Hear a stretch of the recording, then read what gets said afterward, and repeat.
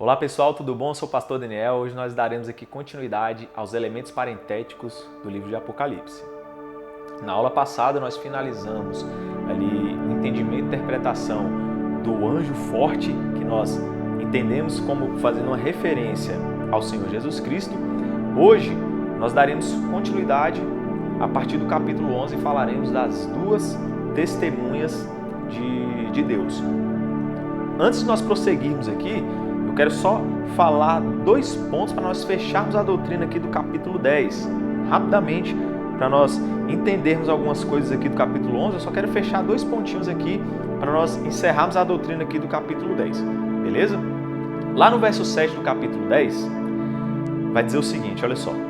Mas, nos dias da voz do sétimo anjo, quando estiver por tocar a trombeta, se cumprirá o segredo de Deus, como anunciou aos profetas seus servos. Ou seja, existe um segredo que foi anunciado por Deus aos profetas e esse segredo se cumprirá quando estiver por tocar a última trombeta. Nós entendemos que a última trombeta é a trombeta que precede o arrebatamento, beleza? Então, esse segredo, ele faz referência ao arrebatamento. Agora, o que seria esse segredo de Deus? Obviamente, não tem como a gente aprofundar aqui nessa aula, porque o foco é o livro de Apocalipse. Porém, só para você ter um contexto, para nós entendermos algumas coisinhas aqui do capítulo 11, alguns detalhes, vou explanar aqui rapidamente aqui, de uma forma que você vai entender pelo menos o contexto geral. Lá em Romanos 11, a partir do verso 25 e até o verso 36, Paulo ele vai falar a respeito da salvação dos gentios e dos judeus. E aí, em um momento lá, ele diz o seguinte, que haverá um período em que a plenitude dos gentios vai ser salva, vai entrar, vai ser enxortada na videira verdadeira. E aí ele diz o seguinte, quando isso ocorrer, quando isso acontecer, todo o Israel será salvo. Veja bem, ele diz o seguinte, quando a plenitude dos gentios estiver entrado, aí todo o Israel será salvo.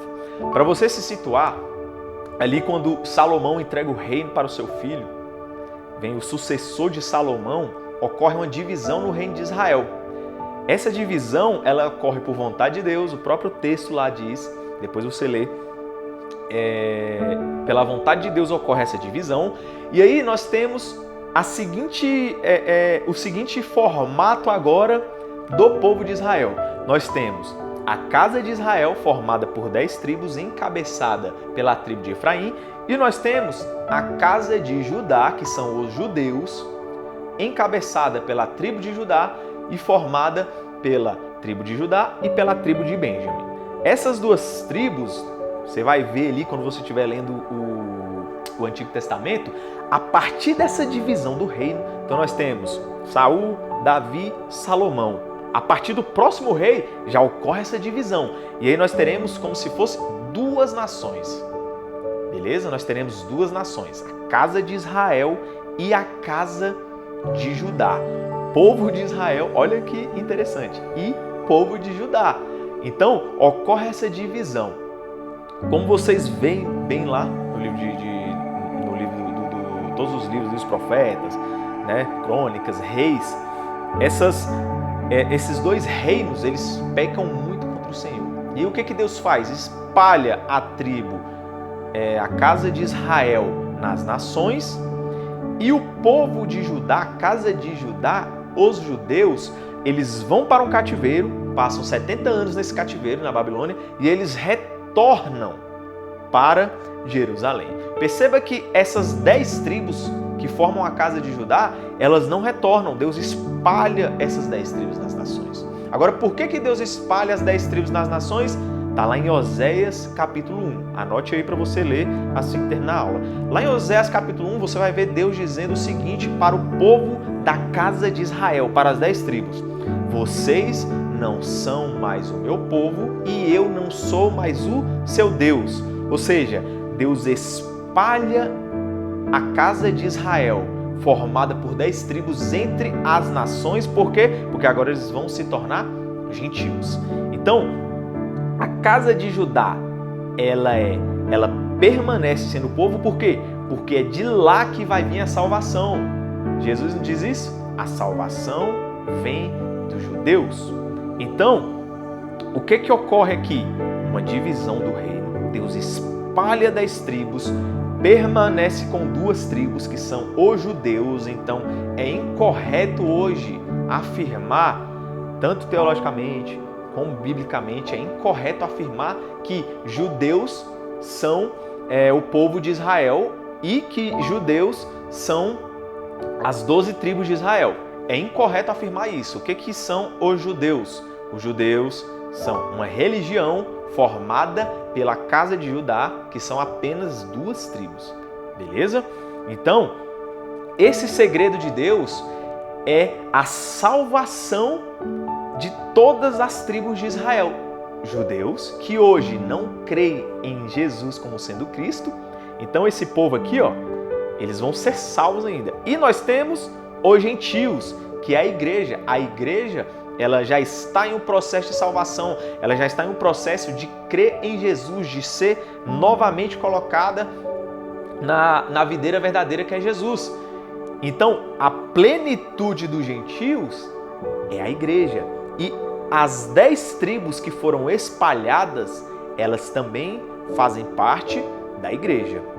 Beleza? Então, o segredo de Deus, que lá em Ezequiel, quando Deus manda Ezequiel pegar 2 tábuas e dizer casa de Judá e seus companheiros, casa de Efraim e seus companheiros, e aí ele manda juntar essas 2 tábuas, fazendo referência ao quê? Ao Israel de Deus. Então, hoje, o Israel de Deus, ele está como se estivesse pausado, beleza? No soar da última trombeta, quando ocorreu o arrebatamento, que judeus serão salvos, a igreja é arrebatada, nós teremos a junção novamente de todo o povo de Deus. E aí, todo o Israel será salvo, como diz lá em Romanos 11, beleza? Então, Romanos 11, do verso 25 ao 36 e Oséias 1 também para você ler aí na sua casa e você entender sobre as 2 casas de Israel, beleza? Então esse é o segredo de Deus que vai se cumprir. E lá no verso 11 diz o seguinte, e ele me disse, João falando, importa que profetizes outra vez a muitos povos e nações e línguas e reis. Quando que o anjo fala isso para João? Quando ele entrega o livro, quando ele entrega aquele livrinho para João, ele vai mandar João engolir esse livrinho, e aí na boca de João vai ser doce como mel e no seu estômago amargo, fazendo referência à mesma coisa que aconteceu com Ezequiel. Lá em Ezequiel 3, verso 3, anota aí para você ler depois, ele tem uma experiência com Deus e ocorre a mesma coisa. Deus entrega um pergaminho para ele engolir, e aí na boca seria doce como mel e no estômago amargo, E ali, o que ele diz? Importa que profetizes outra vez.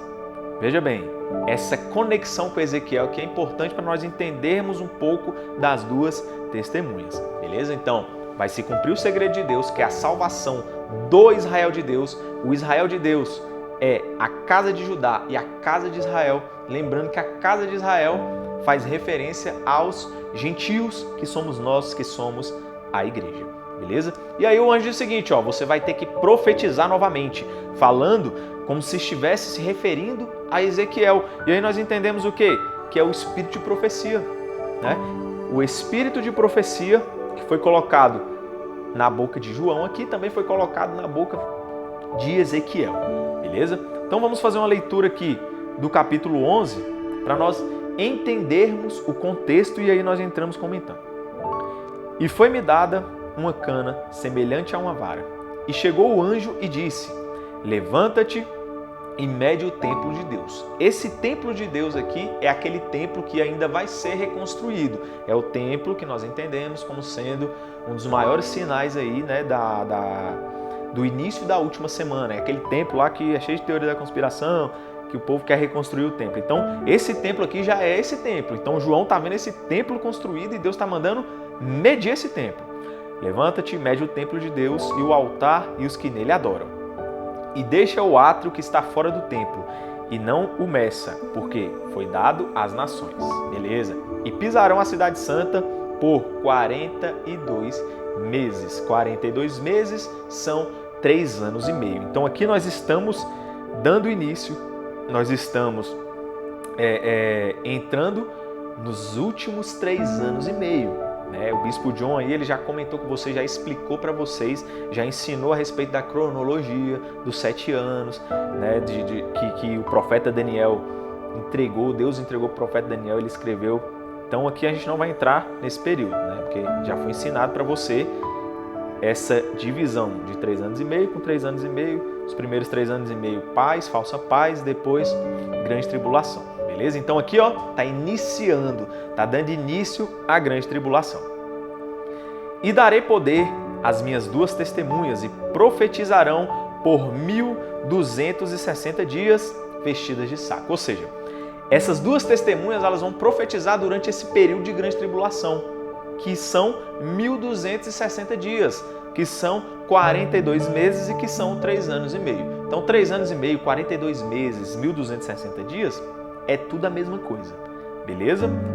E aí, quando nós vamos estudar, quando nós vamos entender aqui o que seriam essas 2 testemunhas, aí você se depara com muitas informações, com muitas especulações, com muitos estudos. E aí eu quero dar só alguns exemplos aqui para vocês do que algumas pessoas dizem ser as 2 testemunhas. Depois a gente volta fazendo a leitura expositiva do texto, porque o livro de Apocalipse, você precisa fazer uma leitura expositiva e fazendo muitas conexões, porque ele vai ter uma conexão profunda com os profetas. Tranquilo? Então, eu vou trazer aqui alguns exemplos do que dizem ser as 2 testemunhas, depois a gente volta aqui para o texto e tenta tirar uma conclusão, né? Porque o livro de Apocalipse é complicado você ficar tirando conclusões ferrenhas, mas nós vamos tentar aqui tirar pelo menos uma conclusão expositiva aqui do texto, beleza? Alguns estudiosos eles dizem que as 2 testemunhas são 2 homens literais, ou seja, 2 indivíduos literais. Aí eles vão dizer que é Enoque e Elias, outros vão dizer que é Moisés e Elias, mas nós vamos entender aqui no texto se realmente isso tem fundamento. Outros estudiosos eles vão dizer que são as 2 casas de Israel. Lembra que nós falamos aqui, por isso que nós tivemos esse contexto aqui do verso 10, ou do capítulo 10, verso 7, para nós entendermos isso aqui. Alguns estudiosos dizem que são as 2 casas de Israel, fazendo referência a Judá e fazendo referência à igreja. Então, aqui já seria como se fosse 2 povos e não 2 indivíduos. Então, quando a Bíblia diz minhas 2 testemunhas, seriam a casa de Judá, o povo judeu hoje, e a casa de Israel, que são os gentios formados pela igreja. E aí, essas 2 testemunhas, esses 2 povos, pregariam contra o anticristo. Beleza? Essa é uma linha de pensamento. A outra linha de pensamento diz que são as 2 pedras da lei, né? E outra linha de pensamento vai dizer que é o Antigo e o Novo Testamento, ok? Todas essas linhas de pensamento aqui, elas vão ter referências bíblicas, vão ter base bíblica, mas vamos tentar puxar algo mais bíblico aqui, mais do texto, beleza? Vamos tentar puxar algo aqui mais expositivo para a gente não ficar tanto na teoria, né, apontando para todo lado de teoria. Vamos observar o que o texto diz, ok? Vamos fazer aqui uma leitura expositiva bem tranquila, esse entendimento aqui, você vai perceber que é bem tranquilo. Verso 4. Estas são as 2 oliveiras e os 2 castiçais que estão diante de Deus na terra. E se alguém lhes quiser fazer mal, fogo sairá da sua boca e devorará os seus inimigos. E se alguém lhes quiser fazer mal, importa que assim seja morto. Esse verso 5, ele é utilizado por aqueles que defendem as 2 testemunhas sendo 2 indivíduos, 2 pessoas e não 2 povos. Ele é utilizado por quê? Porque aqui diz o seguinte, e se alguém lhes quiser fazer mal, fogo sairá da sua boca. Então eles utilizam esse fogo sairá da sua boca para dizer o seguinte, olha, como que 2 pessoas vai expelir fogo da boca? Então, não pode ser dois indivíduos. Aí ele começa a tratar o texto como sendo algo figurado. Mas, o que eu entendo da palavra de Deus? Que nada é impossível. Né? Nós temos que entender que Deus é todo poderoso, então nada é impossível para Ele.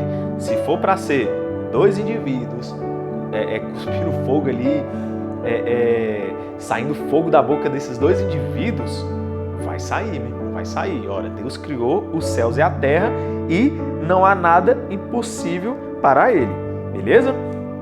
Mas onde que eu quero chegar? No verso 6. O verso 6 é onde nós temos a maior referência para entender mais assim, mais expositivamente quem são essas duas testemunhas. Olha o que diz o verso 6. Estes têm poder para fechar o céu, para que não chova nos dias da sua profecia. E tem poder sobre as águas para convertê-las em sangue e para ferir a terra com toda a sorte de pragas, todas quantas vezes quiserem. Esse texto aqui, o verso 6 de Apocalipse 11, ele aponta explicitamente, né?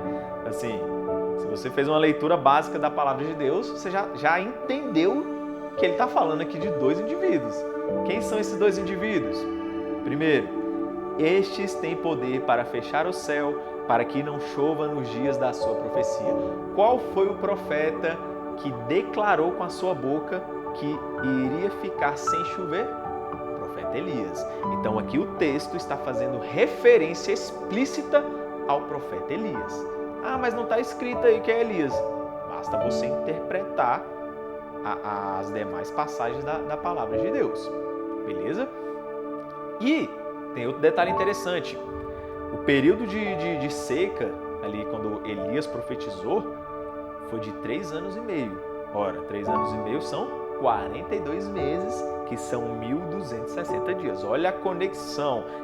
Essas duas testemunhas, elas vão profetizar por 1.260 dias, que são 3 anos e meio, que são 42 meses. O período que o texto está se referenciando é de um profeta que com a sua boca declarou e o céu se fechou para que não chovesse. Quando nós vamos ver, o período que ficou sem chover foi de 3 anos e meio, 1.260 dias, 42 meses. Olha a conexão. Então aqui pelo verso 6 nós já temos uma pista, que é Elias. E aí o texto continua, olha só. E tem poder sobre as águas para convertê-las em sangue. Quem foi que colocou o cajado na água e a água tornou-se em sangue? E para ferir a terra com toda sorte de pragas. Quem foi que foi usado por Deus para derramar 10 pragas sobre o Egito? Exatamente, Moisés. Então, expositivamente, se nós focarmos somente no texto, sem ficar especulando, né? Na aula anterior, se eu não me engano, nós falamos sobre isso, sobre não ficar especulando as coisas de Deus. Nós temos aqui que é Elias e Moisés. As duas testemunhas, pelo verso 6 de Apocalipse 11, são Elias e Moisés. Beleza? Porque Elias foi o profeta que profetizou que não haveria chuva e não choveu, e Moisés foi aquele que transformou a água em sangue e que também declarou as pragas sobre o Egito. Beleza? Então aqui nós temos esse primeiro apontamento, que é o apontamento como sendo Moisés e Elias. Então, pelo verso 6, nós interpretamos expositivamente, ficando aqui no texto, sem sair muito do texto, que essas duas testemunhas elas apontam para Moisés e Elias. Então são dois indivíduos literais. Beleza? E aí o texto continua aqui, verso 7. E quando acabarem o seu testemunho, a besta que sobe do abismo lhes fará guerra, e os vencerá e os matará. E jazerão seus corpos mortos na praça da grande cidade, que espiritualmente se chama Sodoma e Egito, onde o nosso Senhor também foi crucificado. Onde o nosso Senhor também foi crucificado? Em Roma. Beleza? E homens... Vixe, errei aqui, ó. Em Roma não. Deixa eu voltar. 5, 6... E aí o texto continua, verso 7. E quando acabarem o seu testemunho, a besta que sobe do abismo lhes fará guerra, e os vencerá e os matará. E jazerão seus corpos mortos na praça da grande cidade, a qual o nosso Senhor também foi crucificado. E homens de vários povos e tribos e línguas e nações verão seus corpos mortos por 3 dias e meio. Olha só, sempre fazendo essa referência, 3 dias e meio, 3 anos e meio. E não permitirão que os seus corpos mortos sejam postos em sepulcros. E os que habitam na terra se alegrarão sobre eles e mandarão presentes uns aos outros, porque estes 2 profetas tinham atormentado os que habitam sobre a terra por meio da pregação. E depois daqueles 3 dias e meio, o Espírito de vida vindo de Deus entrou neles. Olha a referência agora do verso 11 do capítulo 10 de Apocalipse. Lembra que a gente falou lá de Ezequiel 3:3? E quem foi que profetizou sobre o vale de ossos secos? Fazendo essa mesma referência. Aqui, a partir daqui, a gente consegue fazer um apontamento também para as 2 casas de Israel. Porque nós olhamos que Ezequiel profetizou sobre um exército, sobre um vale de ossos secos. Esse vale de ossos secos, ele ressuscita. E aí, aqui, alguns estudiosos também usam esse texto para afirmar que são 2 povos e não 2 indivíduos. Por quê? Porque faz referência a Ezequiel 37, que se nós formos ver lá o espírito de profecia que foi liberado sobre João, também fazendo referência, apontando para Ezequiel. E depois daqueles 3 dias e meio, o espírito de vida vindo de Deus entrou neles e puseram-se sobre os seus pés e caiu grande temor sobre aqueles que viram. E ouviram a grande voz do céu que lhes dizia: subi para aqui. E subiram ao céu em uma nuvem, e os seus inimigos os viram. Ok? E naquela mesma hora houve um grande terremoto e caiu a 10ª parte da cidade. E no terremoto foram mortos 7.000 homens, e os demais ficaram muito atemorizados e deram glória ao Deus do céu. E passado o 2º ai, eis que o 3º ai cedo virá. Então, o que o texto diz? Se você me perguntar, Daniel, qual a sua opinião? Eu vou ficar com o que o texto diz aqui no verso 6, sendo Moisés e Elias.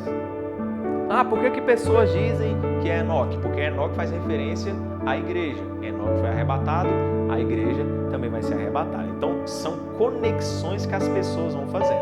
Mas se nós fizermos uma leitura aqui, básica do texto, fazendo uma conexão com os profetas, nós vamos entender que o verso 6 está falando, de maneira assim, não está explícito, porque não está explícito que eu falo assim, não está o nome de Moisés e Elias aqui, mas está fazendo referência para esses 2 homens. Então, o que eu acredito?